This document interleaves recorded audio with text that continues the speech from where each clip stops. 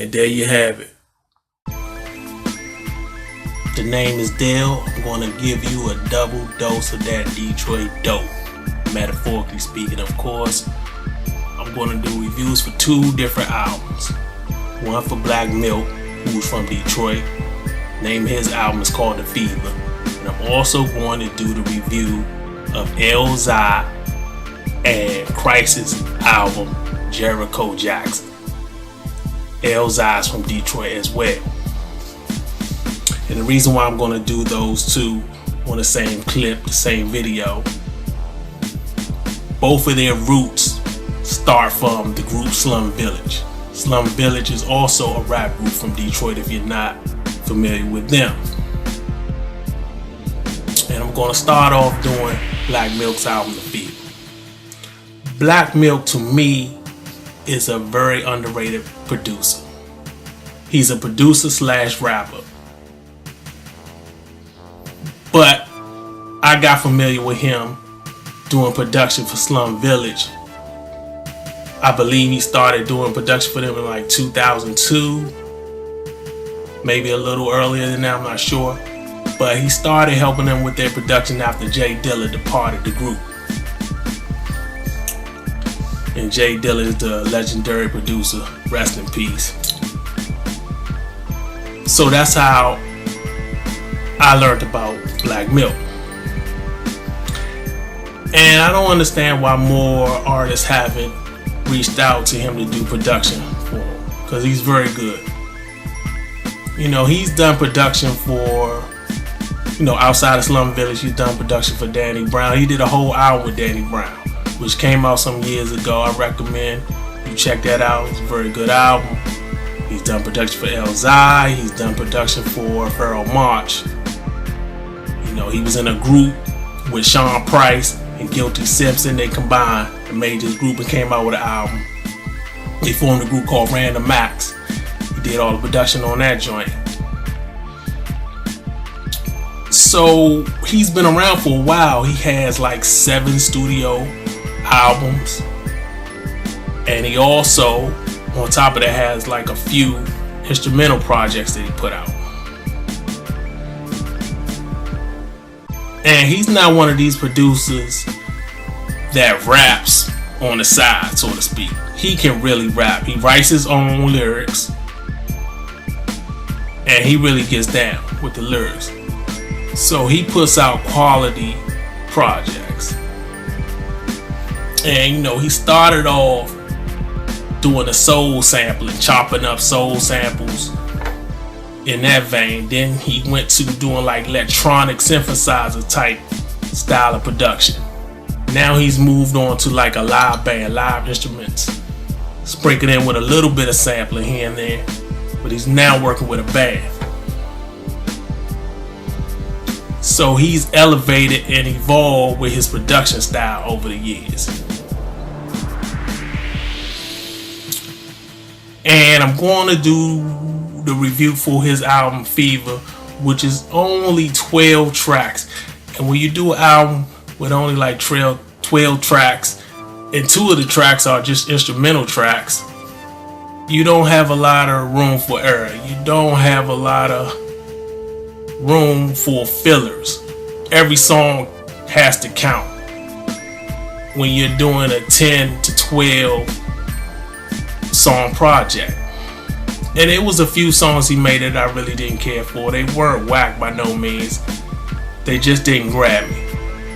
But I'm gonna get into some of the highlights of the album. He has a song called Could It Be? He raps about making it through life, jumping the hurdles, avoiding the roadblocks, coming from a bad situation and trying to elevate your status in life. I dig the song. You have another song called Two Would Try, featuring Dwelle. I really dig the production. It's a relation joint, trying to make a relationship between a man and woman work. Then you have another song called Laugh Now, Cry Later. The production is nasty. Really dig the production. is on some serious shit, talk about the ways of the world. You got True Lies, love the bass line, sounds like a jam session with a band, with his band. You know, the title of the song speaks for itself, True Lies. You got a track called Drown.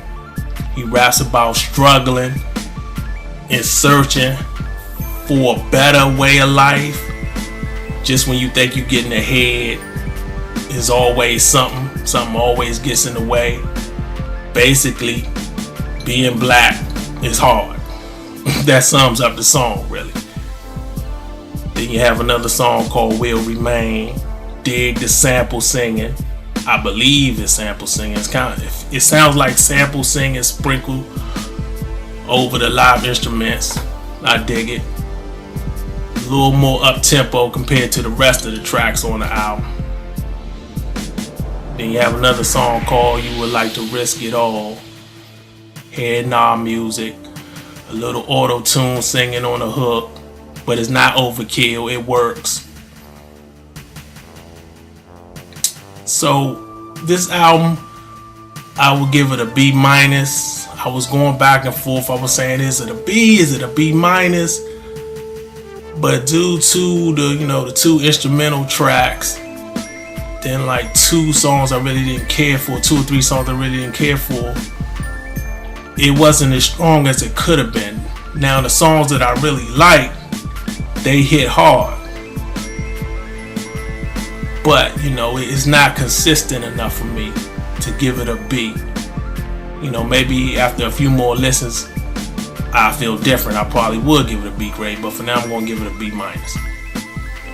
Now I'm going to do the review for Elzhi and Khrysis album, Jerico Jackson. Elzhi, like I said before, is from Detroit, but Khrysis is actually from North Carolina. And they collaborated to make this album called Jerico Jackson. There's only 11 tracks, I believe, another short, compressed project album. Elzhi, I first became familiar with Elzhi like in 2002, I believe. He became a member of Slum Village, a rap group out of Detroit as well, like I said before. And I guess he was the replacement for J Dilla. After J Dilla left the group, he was the replacement. And as soon as he joined the group, he immediately became the best one out of the 3. It was the 3 MC group, and he was the best by far. Before that, Slum Village was basically known as a group you liked because of the production of J Dilla, but you didn't necessarily dig the MCs who rap, the rappers, so to speak. Their raps didn't really hit you, but you still liked them because of the production and, because of J Dilla. And J Dilla wasn't bad on the mic. And when Elzhi joined the group, he sort of made the other 2, T3, and I forgot the other cat name. Sorry for forgetting his name because he died. Rest in peace. But he elevated their game. They stepped up their lyrical game once he joined the group because he was so good. So he's a underrated lyricist. He's an underrated rapper. The dude got lyrics. And he's also done a few solo projects. He did like 5 albums with Slum Village. Then he went on to do his own solo projects. And I was looking forward to his solo when I first, back then when I first heard he was coming out with a solo project, I was like, oh, I gotta get that. And I've been disappointed with his solo projects. By far the best album he's done is this joint called Illmatic, which is a remake of Nas' album Illmatic. He did a remake and put his own spin to it with a live band. And by far, that's been his best project. It's better than this one I'm about to review. So if you haven't heard that joint, go get it. It came out some years ago. Find it, go online, do what you gotta do, and get that joint. Put that joint on your phone or whatever device you use to listen to music nowadays. So I was kind of skeptical of this project, but being that he was working with Khrysis, and Khrysis has never been a great producer in my opinion. He's been around for a while, but he's always been solid. His production style reminds me of the Beatminders from the 90s, who did a lot of production for Black Moon, Smith & Wesson, Helter Skelter, OGC, the whole Duck Down label. His production reminds me of that. So I was kind of curious but skeptical at the same time. And if you're not familiar with Khrysis, he was associated with this group of collective artists called Justice League, not the production team that does music for Rick Ross. This is another Justice League where it consists of Little Brother, the group Little Brother, this guy named Legacy, and this other duo group called Away Team, which he was a member of that group, the Away Team. That's how I first learned about Khrysis. And Khrysis, he's done production for Sean Price, Master Ace, Jean Grey, Little Brother, Rhapsody recently. And he's now with Knife Wonder on Knife Wonder. He's one of the producers on Knife Wonder's label. So they combined to put this album together. And it's a very solid album. One of his better projects. And I'm gonna get into some of the songs on here. I pretty much liked almost everything. And it was a few I didn't care for, but I pretty much thought everything was pretty good. Right in the pocket. It's a pretty solid album. He has this, I don't really want to call it a song, it's an intro, it's the first track, because it's not a song. It's called World of Illusions. It's just words of wisdom, not even a song. And you got Overthinking, Deep Thought. The lyrics carry the track. The track is not that strong. It's not bad, but it's not that strong. His lyrics really carry the song. Then you got Self-Made, Dig the Horn sample. I believe I've heard that sample used before, but I like the way Khrysis freaked it. Elzhi just spitting. Braggadocious raps. I like the hook. And you got another joint called 17. I like the samples.